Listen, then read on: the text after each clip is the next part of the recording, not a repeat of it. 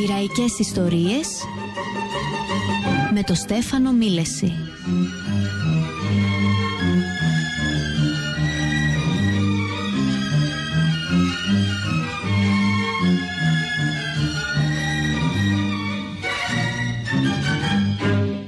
Πειραϊκές ιστορίες, κανάλι 1, Δημοτική Ραδιοφωνία, Πειραιάς 90,4. Πειραϊκές ιστορίες για μια Κυριακή ακόμα θα σας κρατήσουν συντροφιά. Σήμερα θα μιλήσουμε για τον Δημήτρη τον Καμπέρο. Στους φίλους του ήταν γνωστός ως Μίμης, τον Φρεατιδιώτη, τον Πειραιώτη, και για τον Καμπέρο, τον πρώτο στρατιωτικό πιλότο στην ελληνική αεροπορία, στην ιστορία της ελληνικής αεροπορίας, θα μιλήσουμε σήμερα με την Αντιγόνη Καμπέρου, με αφορμή το βιβλίο της, τον Τρελοκαμπέρο, που κυκλοφορεί σε δεύτερη έκδοση από τις εκδόσεις Μέναντρος. Ο Καμπέρος ήταν ιδραίος ως προς την καταγωγή, αλλά από πολύ μικρός έζησε στη Φρεατίδα, είχε 5 αδέλφια και μια αδελφή, έτσι είναι, Αντιγόνη? Ναι, έτσι ακριβώς. Καλημέρα και από κοντά. Καλημέρα. Τελείωσε το πρώτο γυμνάσιο Αρένων, τη σημερινή Ιωνίδιο, και από μικρός ήθελε να ακολουθήσει το στρατιωτικό επάγγελμα. Δεν ήταν ο μοναδικός Καμπέρος που έγινε στρατιωτικός, έτσι? Ακριβώς, και μικρός το αδερφός, ο Νότης. Ο Νότης. Πες μας για τον Νότη πριν ξεκινήσουμε να πούμε για τον Δημήτρη, αν και για τον Δημήτρη είναι η εκπομπή. Φυσικά. Το βιβλίο βέβαια αναφέρεται και για την οικογένεια Καμπέρου, και φυσικά πρέπει να τιμήσω και την οικογένειά μου γι' αυτό. Ο Νότης ο Καμπέρος, ο Παναγιώτης ο μικρότερος, ήταν αξιωματικός του Βασιλικού Ναυτικού και είναι βέβαια αυτός ο οποίος ονόμασε τον Ολυμπιακό, είναι ο ανάδοχος του Ολυμπιακού το 1925, όπου ήταν ιδρυτικό μέλος μαζί με τους υπόλοιπους και βέβαια τσακωνόντουσαν για την ποδοσφαιρική τους ομάδα, και εκείνος σηκώθηκε όπως ήταν επιβλητικός και είπε ότι για να συνενώσουμε το Ολυμπιακό πνεύμα των Ελλήνων πρέπει να ονομάσουμε την πειραιώτικη μας ομάδα Ολυμπιακό. Και έτσι βγήκε το 1925 ο Ολυμπιακός το όνομα του. Θεμέλιος λίθος λοιπόν η οικογένεια Καμπέρου στον Πειραιά, διότι ο Νότης ο Καμπέρος, εκτός από τον Ολυμπιακό, ήταν και ιδρυτής του Πειραϊκού Συνδέσμου και του Ομίλου Ερετών, όλα τα ιστορικά σωματεία της πόλης μας. Αλλά και ο Δημήτρης ο Καμπέρος, με την παρουσία του και με την άφησε και το προσωνύμιο Τρελοκαμπέρος. Ακριβώς. Τρελοκαμπέρος γιατί, για εξήγησέ μας. Ναι, η έκφραση που έχει μείνει στην γλώσσα μας είναι επειδή έκανε, όταν έφερε το πρώτο αεροπλάνο από τη Γαλλία, ο Βενιζέλος το παρήγγειλε το 1912, έπρεπε να κάνει όλα, να προσελκύσει κόσμο για να δείξει αυτό το νέο όπλο για την πατρίδα μας.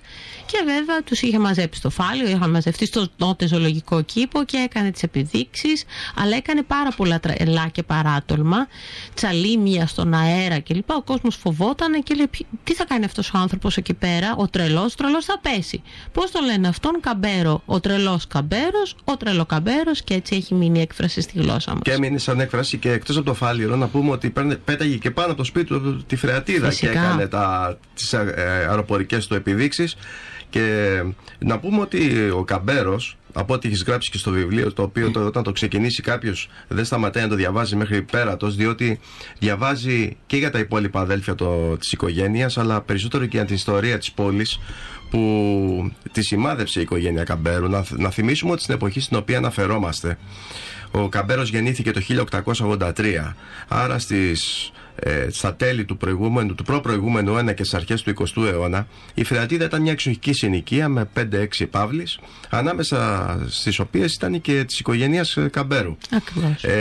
Βρισκόταν στην ουσία διαγώνια πάνω από την σημερινή Τερψιχώρη, από την παλιά Τερψιχώρη, αν θέλουμε να το προσδιορίσουμε, και ήταν ονομαστή η κατοικία, και πάνω από αυτή πέταγε ο Καμπέρος να κάνει τα τσαλίμια του. Γιατί ο Καμπέρος λοιπόν ξεκίνησε, δεν υπήρχε αεροπορία τότε, ξεκίνησε ως αξιωματικός του πυροβολικού. Αυτό ήταν το όπλο του.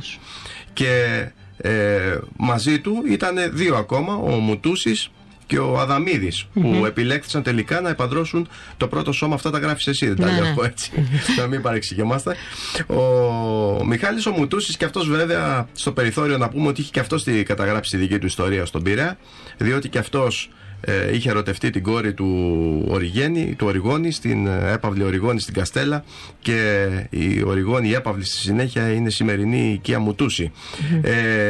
Να πούμε ότι αυτές οι τρεις αξιωματικοί λοιπόν, οι δύο εκ των οποίων ζούσαν στον Πειραιά, γίνανε ιδρυτικά μέλη του νεοσύστατου όπλου της αεροπορίας, η οποία που ανήκε τότε, δεν ήταν αυτόνομη. Ακριβώς.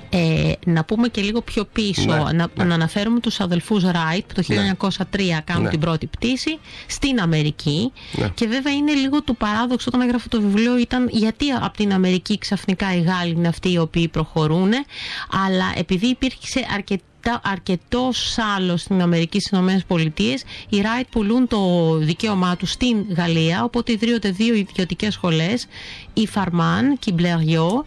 Ο Βενιζέλος, επειδή διορατικός όντας, βλέπει τις δυνατότητες του νέου όπλου, και γι' αυτό παραγγέλνει τα 4 πρώτα, μάλιστα γίνονται και τα βαφτίσια στο Φάληρο, ο Δέδαλος, που τον Δέδαλο τον πετάει ο Καμπέρος, και καλεί από τα διάφορα όπλα κόσμο για να επανδρώσουν το νέο όπλο. Από αυτούς είναι ο πρώτος που παίρνει το στρατιωτικό πτυχίο, ο Καμπέρος, ο Δημήτριος Καμπέρος.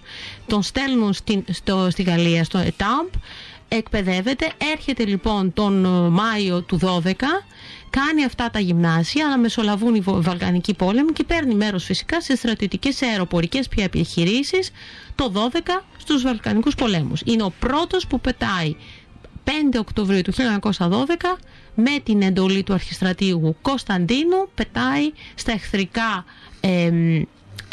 στρατεύματα από πάνω, στους Τούρκους. Ναι. Έτσι. Να πούμε ότι με το γεγονός της άφιξης των πρώτων αεροσκαφών που φτάσαν στην Ελλάδα διαλυμένα σε κυβότια, τα πρώτα αεροπλάνα λοιπόν φτάσανε και αυτά από το λιμάνι του Πειραιά. Φτάσανε λοιπόν, ο Πειραιάς στην ουσία παρέλαβε τα πρώτα αεροπλάνα στην Ελλάδα. Έχει και αυτή την πρωτιά λοιπόν, ότι μια ναυτική πόλη εισαγάγει την χώρα στην βιομηχανία της αεροπορίας. Και μας είπες ότι υπάρχει μάλιστα και μια μικρή ιστοριούλα σχετικά με την ονοματοδοσία του Βενιζέλου στο πρώτο αεροπλάνο, το Δέδαλο. Κάπως ήθελε να το ονομάσει αλλιώς ο Βενιζέλος, το γράφει στο βιβλίο σου, ότι ήθελε να το ονομάσει Ελλάς. Ναι. Σκεφτόταν όμως τι, για πες μας. Εάν τυχόν έπεφτε αυτό το αεροπλάνο, ήταν πολύ κακό το γόητρο της Ελλάδας να πέσει και να τσακιστεί φυσικά. Και να ακουστεί ότι έπεσε η Ελλάς. Ακριβώς. Οπότε ο Ίκαρος ήταν αυτός ο οποίος επίσης έπεσε. Ναι. Άρα προτιμήσαν το Δέδαλος. Και μάλιστα τώρα για αυτό που λες, ήμουνα και εγώ από την παιδική μου ηλικία, σκεφτόμουν γιατί άραγε τη σχολή αν την πούμε σχολή Ικάρων και όχι σχολή Δεδάλων, αφού ο Δέδαλος ήταν ο πρώτος αεροπόρος και ο πιο συνετός, ο οποίος εφάρμοσε όλες τις τεχνικές πτήσεων. Αντιθέτως ο Ίκαρος παράκουσε τα πάντα και έπεσε. Τέλος πάντων, να πούμε. Αλλά ήταν ο παράτολμος. Οπότε γι' αυτό και ο Καμπέρος είναι αυτός ο οποίος αγαπάει τον Δέδαλο, και γι' αυτό είναι αυτός ο προτείνει την ονομασία της σχολής Ικάρων. Έχει και αυτή την πρωτιά. Έχει και αυτή την πρωτιά και πολλές άλλες πρωτιές. Φυσικά. Έχει. Αλλά άμα αρχίσουμε να τις πούμε όλες, δεν θα διαβάσει καν στο βιβλίο. Είναι πολυμήχανος ο Δημήτρης ο Καμπέρος. Εγώ διαβάζα στο βιβλίο, το διάβασα στην αρχή πιστεύοντας ότι απλά θα διάβαζε για τις παράτολμες πτήσεις ενός πιλότου νεαρού, ο οποίος όπως όλοι οι νέοι ήταν τολμηρός. Όμως ανακάλυψα ότι ήταν πολυμήχανος και σκραφιζόταν διάφορα. Δηλαδή, όταν δεν υπήρχε καύσιμο, ας πούμε, για πρώτη φορά πέταξε αεροπλάνα με νεύτη. Χρησιμοποίησε για πρώτη φορά στον κόσμο τη χρήση, ας το πούμε εντός εισαγωγικών, βομβών εμπριστικών τύπου Napalm, που η αεροπορία τότε δεν το έλεγε, γιατί το κράτησε μυστικό, γιατί ήθελε να το αξιοποιήσει το όπλο αυτό, και τελικά το πήραν οι Αμερικάνοι και το κάναν τις μετέπειτα Napalm, τις εμπριστικές βόμβες. Ήταν δημιουργήματα του Καμπέρου. Φυσικά. Που έδαινε μόνος του ντεπόζιτα με καύσιμο στο αεροπλάνο για να φλεγόμενα και τα πέταγε στον εχθρό, ας πούμε. Ήταν όλα πρωτοποριακά. Ακριβώς. Και στα διοικητικά ήταν πάρα πολύ. Όπως μας είπες, ήταν αυτός που πρότεινε τη σχολή, την ονομασία. Και πώς του φέρθηκε η πολεμική αεροπορία, για να κάνουμε ένα μεγάλο άλμα και να πάμε λίγο προς το τέλος, γιατί είχε ενδιαφέρον και το τέλος. Δεν θα τελειώσουμε, απλά. Ναι, οφείλω να πω για το κομμάτι το βομβαρδιστικό, ότι στην ουσία εμείς είμαστε η δεύτερη στην ουσία, το δεύτερο βομβαρδιστικό που χρησιμοποιείται στην Ευρώπη. Η πρώτη ήταν κατά των Τούρκων πάνω από τη Λιβύη, από Ιταλό πιλότο, ο οποίος έριχνε χειροβομβίδες σε κινούμενο στόχο, σε καραβάνια. Ο Καμπέρος σε ακίνητο στόχο είναι αυτός που χτυπάει ντεπόζιτα και κάποιον λόχο που ήταν στη Θεσσαλία και πραγματικά τους δημιουργεί έναν πανικό. Κοιτάζουν όπως περιγράφει στο βιβλίο με ένα σειρματένιο πουλί να έρχεται από πάνω τους και κάθονται και τον χαζεύουν μερικά δευτερόλεπτα και συνειδητοποιούν ότι αυτό το πουλί θα τους βομβαρδίσει. Έχει πάρει τις μικρές βόβες μισού κιλού από το εργοστάσιο Μαλτσινιώτη, πάλι ελληνική επινόηση που αργότερα είναι η Πυρκάλ, έτσι. Έχουμε πάλι πρωτιές και τους ρίχνει με το χέρι. Αυτό είναι το βομβαρδιστικό της εποχής. Και ήταν και ο πρώτος, γράφει στο βιβλίο, που μετέτρεψε το αεροπλάνο σε υδροπλάνο. Ακριβώς. Και ήθελε να πετάξει πάλι πάλι στον Πειραιά και στο Φάληρο. Δεν μπορούσε να αποθαλασσωθεί και να θαλασσωθεί. Έβαλε πλωτήρες. Ή απονειωθεί και προσνιωθεί είναι όταν είσαι από πλοίο. Ναι, προσθαλασσωθεί, καλά το είπες. Ακριβώς. Ναι. Και τα κατάφερε, πέταξε αυτό τον Δέδαλο, το ίδιο αεροπλάνο, και έκανε και παγκόσμιο ρεκόρ όταν γυρνώντας από την Ύδρα προς Φάληρο έκανε το παγκόσμιο ρεκόρ. Ταχύτητας. Έχουμε λοιπόν έναν Έλληνα, ένα Πειραιώτη, ένα Φρεατιδιώτη. Ακριβώς. Που το 1912 αποθαλασσώνεται με το υδροπλάνο, το οποίο είναι δικής του επινόησης, μαζί με τον καθηγητή του Μετσόβιου Πολυτεχνείου, τον Δημήτριο τον Χόντρο. Αποθαλασσώνεται λοιπόν από τον Πειραιά, πηγαίνει στην Ύδρα και στην επιστροφή από Ύδρα για Πειραιά καταγράφει παγκόσμιο ρεκόρ ταχύτητας. Ακριβώς. Και αυτό αντί να το είχαμε την πρωτομή του στη Φρεατίδα, με το ρεκόρ αυτό δεν υπάρχει τίποτα απολύτως. Έχω προσπαθήσει αυτό, λέω, να μετανομαστεί η πλατεία Φρεατίδας σε πλατεία αδερφών Καμπέρου, αλλά έχω βρει, να σας πω, την αλήθεια, δυσκολίες. Να σας πω τώρα, η πλατεία αυτή πολλοί πιστεύουν ότι είναι ανώνυμη, δεν είναι όμως, λέγεται Λάμπρου Πορφύρα, που επίσης θα μπορούσε όμως μια πρωτομή παράλληλα στην πλατεία Πορφύρα να υπάρχει του Καμπέρου. Μια πλακέτα έξω από την πολυκατοικία που σήμερα έχει που υπάρχει πολυκατοικία. Ακριβώς, στην ακτή Θεμιστοκλέους. Είναι λοιπόν παγκόσμιο ρεκόρ, το κατέχει ένας Πειραιώτης, ένας Φρεατιδιώτης και καταρρίπτεται. Κάνει την απόσταση σε 38 λεπτά, ρεκόρ για την εποχή εκείνη, αλλά καταρρίπτεται γρήγορα σχετικά το ρεκόρ του. Ναι, μετά από 2 μήνες κάποιος Γάλλος είναι αυτός ο οποίος, γιατί καταλαβαίνετε εκείνη την εποχή ο ένας καταρρίπτεται τον άλλον. Να πούμε επίσης ότι ο Καμπέρος, παρά το γεγονός ότι έχει δημιουργήσει υδροπλάνα, ο πρώτος στρατιωτικός πιλότος, ο πρώτος που εκτελεί τέτοια ακροβατικά στον αέρα, που εκτελεί πτήσεις με βόμβες, που δείχνει, τι αντιμετώπιση είχε την αεροπορία? Έφυγε επικραμμένο στην ουσία. Βέβαια, γιατί και στο βιβλίο περιγράφω, πέρα από το κομμάτι του Καμπέρου, περιγράφω πάρα πολύ την πολιτική κατάσταση, την κοινωνική κατάσταση. Αναφέρω, επειδή ο Πειραιάς είναι και η γενέτειρα των γονέων μου, αναφέρω πάρα πολλά για την κοινωνική ζωή, για τους θειάσους, για το Φάληρο, για το Πειραιά, και φυσικά αναφέρομαι πάρα πολύ στο διχασμό. Ο Καμπέρος, ο Δημήτριος Καμπέρος, για να το ξεκαθαρίσω, ήταν βασιλικός, με τον Βενιζέλο δεν τα πήγε πολύ καλά, υπήρχαν όλες αυτές οι προστριβές και αναγκάζεται να παραιτηθεί, και βέβαια πάλι λόγω πολιτικών χάνουμε έναν εκλεκτό αεροπόρο που θα μπορούσε βέβαια να συμβάλλει και στη Μικρασιατική εκστρατεία. Δεν ήταν τότε το 19, είχε ήδη αποσυρθεί, και επανέρχεται στην αεροπορία και στο πρώτο παγκόσμιο, πρέπει να πω, πόλεμο είχε πολεμήσει, και μάλιστα τότε χρησιμοποιεί τον νεύτη, γιατί δεν έχουν βενζίνη, μας έχουν αποκλείσει οι σύμμαχοι, οπότε δεν έχουμε τα μέσα να πετάξουμε τα αεροπλάνα, και σκαρφίζεται να βάλει νεύτη για να μπορέσουν να σηκωθούν τα αεροπλάνα. Αλλά έχει φύγει πικραμένος από την αεροπορία, και όταν ζητάει πια στον δεύτερο παγκόσμιο πόλεμο να ξαναπετάξει, να βοηθήσει την πατρίδα του, την αεροπορία, του λένε. Τον απορρίπτουν λόγω πολιτικών λόγων και τον πικραίνουν με διάφορα λόγια. Ακριβώς. Μεταξύ των οποίων ότι δεν είναι σε θέση να εκπαιδεύσει πιλότους, και εκείνος απαντάει: φέρτε μου μια μαϊμού και εγώ θα την κάνω να πετάει αεροπλάνα. Ακριβώς.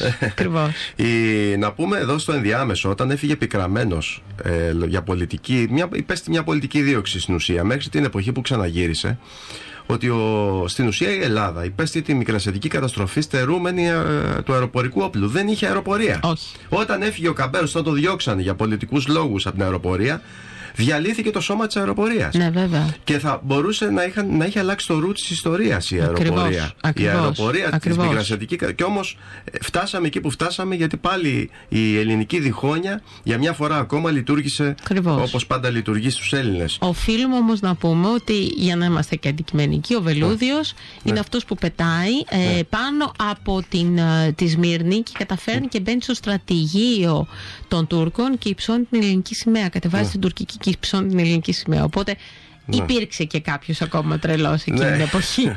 Να πούμε ότι ο Καμπέρος, όπως γράφεις και στο βιβλίο σου, αξιοποίησε πολλούς πειραιώτες, παιδιά του Πειραϊκού Συνδέσμου και του Προμηθέα Σχολών Μηχανικών, που τους τότε αναζητούσαν τεχνικό προσωπικό για να επαντρώσουν στα πρώτα εργοστάσια ΚΕΑ, που φτιάχναν τα αεροπλάνα. Ακριβώς. Και ήταν εκείνος ο οποίος είχε την ιδέα να αξιοποιήσει προσωπικό της γενέτειρας πόλης του, του Πειραιά. Τα καμπερόπαιδά του. Τα καμπερόπαιδά του. Όπως το γράφω. Και πήρε λοιπόν τα παιδιά του Πειραϊκού Συνδέσμου, τα παιδιά του Προμηθέα, δηλαδή πάλι πειραιώτες.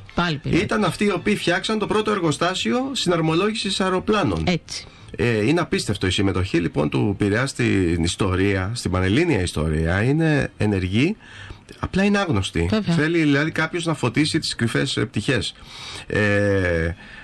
Για πας μας λίγο για την εποχή που ο Καμπέρος πλέον μεγάλος στην ηλικία έχει επιστρέψει στην αεροπορία και ζει το δράμα της γερμανικής κατοχής στα πρόθυρα του Δευτέρου Παγκοσμίου Πολέμου. Ή πες μας περίπου, θέλω να σε οδηγήσω λίγο πριν θέλω να πω πάλι ότι πάλι συνέδραμε για τον αγαπημένο του Πειραιά, γιατί όταν πια έχει φύγει από την αεροπορία, έχει αναλάβει το τεχνικό γραφείο του πατέρα του, όπου τι κάνει εκβραχιονισμούς και εκλεημενισμούς του λιμανιού.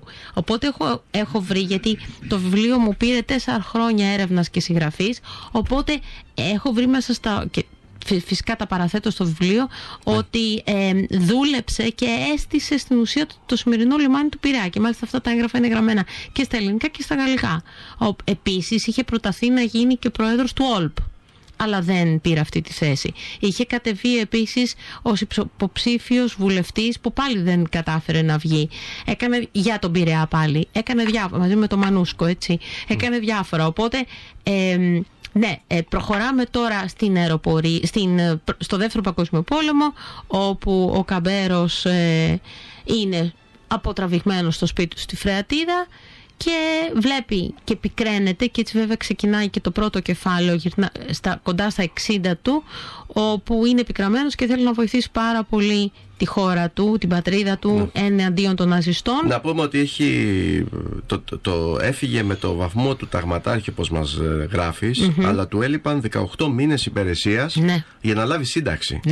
Είναι απίστευτο. Δηλαδή αυτός ο άνθρωπος, ο οποίος ήταν ο πρώτος στρατιωτικός αεροπόρος, ο πρώτος που δημιούργησε υδροπλάνο, που σπάσει παγκόσμιο ρεκόρ, που τίμησε τον Πειραιά, που δεν μπορούσε να πάρει σύνταξη, γιατί του λείπανε 18 μήνες συντάξιμης υπηρεσίας. Ακριβώς. Παρότι η υπηρεσία του η άλλη δεν ήταν τυχαία υπηρεσία, ήταν πολεμική υπηρεσία. Ήταν συμμετοχή σε πολέμους, σε εκστρατείες, σε αεροπορικές αποστολές, που σύμφωνα με το πνεύμα της εποχής μας όλα αυτά θα μετρούνταν εις διπλούν, ας πούμε. Οι πολεμικές εκστρατείες, όμως τότε τα πιάνανε κανονική ημέρα. Και του είπαν ότι δεν έχεις 18 μήνες. Και τι έκανε? Πώς μπορείς να το αντιμετωπίσει αυτό? Έμεινε άνευ συντάξεως? Όχι. Ο Ζάνας, τότε που ήταν υπουργός αεροπορίας, μεσολάβησε και τον ξαναπήραν για να δουλέψει τέλος πάντων και να γίνει εκπαιδευτής. Έγινε και διοικητής στο Τατόι, εκπαίδευσε πολύ προσωπικό και βέβαια του δόθηκε η σύνταξη, αλλά έφυγε με τον βαθμό του ταγματάρχη, που θα έπρεπε να έχει φτάσει και ως πτέραρχος, έτσι. Αλλά δεν έγινε αυτό. Και πες μας και την τελευταία πράξη ηρωική που έκανε στα χρόνια της κατοχής, που πήγαν να το συλλάβουν στο σπίτι του. Κάνα προληπτικές συλλήψεις οι Γερμανοί. Ναι. Αυτό μάλιστα είχε περάσει από τα λόγια του πατέρα μου και το οδηγόταν η μητέρα μου όταν ήμουν μικρή, όταν πήγαν να το συλλάβουν, γιατί πιστεύαν ότι μπορεί, ας πούμε, να πίσω από την πλάτη του τον Ναζί ως αξιωματικός να δράσει. Ήρθαν λοιπόν να το συλλάβουν, αλλά στο σπίτι του, και ήταν πάρα πολύ τυπικός και πολύ στρατιωτικός ο Καμπέρος. Ήταν μικρότερου βαθμού αυτός που ήρθαν να το συλλάβει, οπότε δεν δέχτηκε, ο Γερμανός δεν δέχτηκε να το συλλάβουν και ζήτησε να φύγει και να φέρουν του εισάξιου βαθμού αξιωματικό για να το συλλάβουν οι Γερμανοί, όπου το σεβάστηκαν οι Γερμανοί και φύγανε. Δεν μην πούμε όμως το τέλος του Καμπέρου, ας το κρατήσουμε κρυφό για το βιβλίο, γιατί είναι πραγματικά δραματικό το τέλος.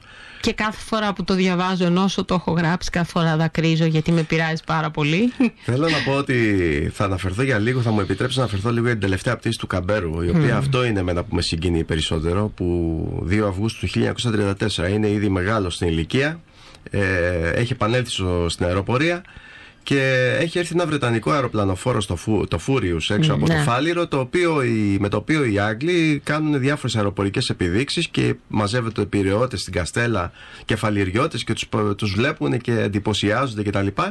Και τρώγεται με τα ρούχα του Καμπέρος. Δεν μπορεί να τα ανεχτεί. Ποιοι είναι αυτοί που έρχονται μέσα στο σπίτι μου να δείξουν πώς πετάνε. Ακριβώς. Και τότε η αεροπορία μας δεν διέθετε και αεροπλάνα της προκοπής ακόμα. Και πήρε ένα παλιό αυρό. Σωστά. Το οποίο πέταγε δεν πέταγε. Έτσι. Το σήκωσε, το απογείωσε και έκανε πράγματα τα οποία οι Άγγλοι πέσανε στο κατάστρωμα του αεροπλανοφόρου, γιατί έκανε τόσο χαμηλά πτήση πάνω από το αεροπλανοφόρο και ανάποδα μάλιστα. Ανάστροφη πτήση και πάνω από το κατάστρωμα. Που πιστεύαν ότι ο άνθρωπος είναι καμικάζι, θα πάει να πέσει πάνω στο αεροπλανοφόρο. Ακριβώς. Και οι ίδιοι πέσανε κάτω και σταυροκοπιούνταν, ας πούμε, κατά μία έννοια. Ακριβώς. Ακριβώς. Και θύμισέ μας, ή να το πω εγώ, τι είπε, που λέει. Όταν του είπαν, μα γιατί τα κάνεις αυτά, πώς το ρισκάρεις για την ασφάλειά σου, την ασφάλεια κτλ. Και λέει, οι Βρετανοί στους δικούς τους ουρανούς ας έκαναν ό,τι ήθελαν. Στους δικούς μας όμως είμαι εγώ. Εγώ το γράφω αυτό και οφείλω να πω. Γιατί όπως και να το κάνουμε, έχω τα γονίδια Καμπέρου. Δεν μπορούσαμε να καθίσουμε σαν δισκότες και να βλέπουμε τους Βρετανούς να κάνουν όλα αυτά. Οπότε ας κάνουν ό,τι θέλουν εκεί. Στους δικούς μας ουρανούς πρέπει οι Έλληνες πραγματικά να κάνουν ό,τι θέλουν. Εσύ πώς νιώθεις? Είσαι απόγονος της οικογένειας Καμπέρου που έχει δώσει, δεν είναι μόνο ο Δημήτρης ο Καμπέρος, όπως είπαμε και στη εισαγωγή, ήταν ο Νότης ο Καμπέρος, αλλά και οι άλλοι Καμπέροι. Είχε στο Καμπέρο τον δικηγόρο. Τον πατέρα σου, συγγραφέα. Φυσικά. Ναι. Και ήταν νομίζω και με τη Φιλολογική Στέγη. Φυσικά ήταν και με τον Πειραϊκό Σύνδεσμο. Και με τον Πειραϊκό Σύνδεσμο κτλ. Εσύ σαν αναγνωρίζουν σαν όνομα, θα μου πεις τώρα, υπάρχουν πολλοί Έλληνες που διαβάζουν ιστορία, ξέρουν ιστορία. Αυτοί που διαβάζουν τέλος πάντων, σαν αναγνωρίζουν ότι σε ρωτάνε, είσαι από την οικογένεια Καμπέρου, του γνωστού Καμπέρου, ας πούμε. Τυχαίνει στον Πειραιά, τυχαίνει ας πούμε να το κάνουν αυτό, αλλά είμαι και πάρα πολύ περήφανη γιατί και ο πατέρας μου ήταν θεατρικός γραφέας, δικηγόρος του Πειραιά και έχει γράψει 17 θεατρικά έργα και 10 ποιητικές συλλογές που παίχτηκαν και πενταφράστηκαν στο Δημοτικό Θέατρο. Η αλήθεια είναι ότι έφυγε μικρός και ξεχασμένος. Οφείλω και έχω χρέος να αναβιώσω αυτά τα έργα, γιατί πραγματικά αξίζουν. Και στο βιβλίο βέβαια κάνω μια φανταστική συζήτηση, γιατί εκείνη η δικιά μας οικογένεια των Καμπεραίων ήταν κομμουνιστές. Ήταν ο αδερφός του Γιώργος, ο οποίος ήταν καπετάνιος, ήταν με το όνομα Πλάτωνας και πέθανε τρελός στο Δαφνί, πια είχε τρελαθεί, 3 χρόνια στη Μακρόνισσο, και αυτός και ο πατέρας μου μαζί με το Θεοδωράκη και το Ρίτσο, φίλοι καρδιακοί. Τι αντιθέσεις τώρα, ο Δημήτρης ο Καμπέρος βασιλικός και ο πατέρας σου. Άρα η οικογένεια Καμπέρου είχε όλα τα χρωματικά. Όλο το φάσμα. Αυτό ακριβώς. Αντιγόνη, είμαι πάρα πολύ χαρούμενος και περήφανος και τιμή μου που ήρθε σήμερα εκεί για το κανάλι 1, που ο εκπρόσωπος της οικογένειας Καμπέρου ήρθε σήμερα εδώ, και και για τον Νότο Καμπέρο, τον δημιουργό τον ιδρυτή του Ολυμπιακού, τον ονοματοδότη του Ολυμπιακού, και για τον Δημήτρη τον Καμπέρο, στον οποίο είναι αφιερωμένη η σημερινή εκπομπή. Να πούμε ότι στις 17 Απριλίου στο college, επειδή είναι η επανέκδοση του βιβλίου μου από τις εκδόσεις Μένανδρος, έχουμε την πρώτη βιβλιοπαρουσίαση στις 17 Απριλίου, η μέρα Τετάρτη στις 7 η ώρα, στο Aegean College στην Αθήνα. Στον Πειραιά πρόκειται να το κάνουμε το φθινόπωρο. Στο Aegean College λοιπόν, στην Πανεπιστημίου, απέναντι ακριβώς από το Πανεπιστήμιο. Με τους 2 γνωστούς δημοσιογράφους, πες τα ονόματα. Ναι, είναι ο Λεωνίδας ο Μπλαβέρης και ο Πάνος ο Σόμπολος, φυσικά ο μεγάλος. Ο δάσκαλος της δημοσιογραφίας, ο Πάνος Σόμπολος. Σε ευχαριστώ πάρα πολύ που ήρθες. Ευχαριστώ και εγώ. Και ελπίζω να τα ξαναπούμε και είμαι σίγουρος ότι θα τα ξαναπούμε. Σίγουρα, βέβαια. Κυρίες και κύριοι, σας περιμένω την άλλη Κυριακή για άλλες πειραϊκές ιστορίες, οι οποίες είναι ατέλειωτες, δεν τελειώνουν οι πειραϊκές ιστορίες, το ξέρετε. Καλή σας μέρα.